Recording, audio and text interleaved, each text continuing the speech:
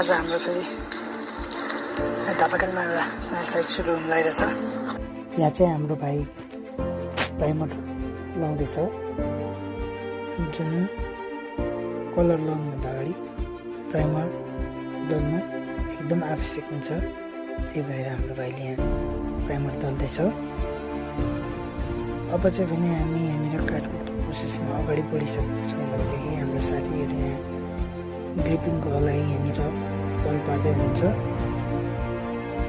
Metal ग्रिपको लागि पल पार्नुपर्छ यसरी। अनि यसलाई यसरी पल पारिसकेपछि हामीले चाहिँ जुन पोल ठाडो पार्ने हो त्यसमा चाहिँ हामीले यसरी पल पारेर मेटल ग्रिप राखेर त्यहाँनिर हामी टाइट गरेर हामी यसरी